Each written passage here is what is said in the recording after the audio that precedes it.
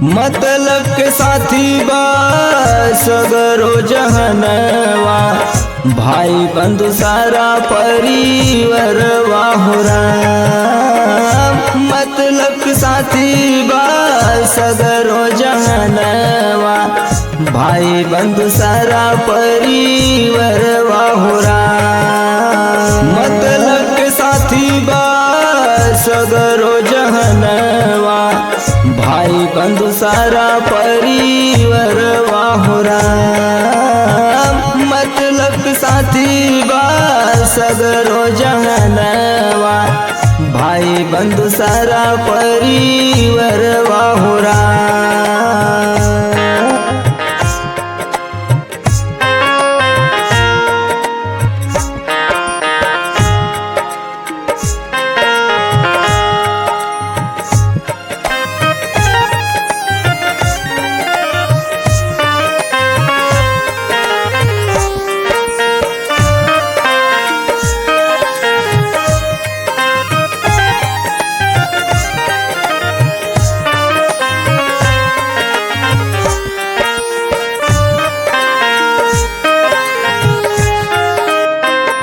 नाम खात घर में रोवली तिरियवा, हमरा के छोड़ कहाँ चली गइल पियवा।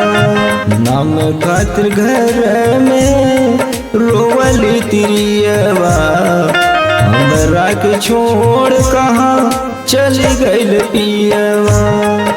धैल दूसर रैया होत बिहनवा, भाई बंधु सारा परिवार वाहुरा। मतलब के साथी बा सगरो जहनवा, भाई बंधु सारा परिवार वाहुरा। मतलब के साथी बा सगरो जहनवा, भाई बंधु सारा परिवार वाहुरा। मतलब साथी बा सगरो जहनवा, भाई बंधु सारा परिवार वाहुरा। मतलब के साथी बा सगरो जहनवा, भाई बंधु सारा परिवार वाहुरा। मतलब साथी बा सगरो जहनवा, भाई बंधु सारा परिवार वाहुरा।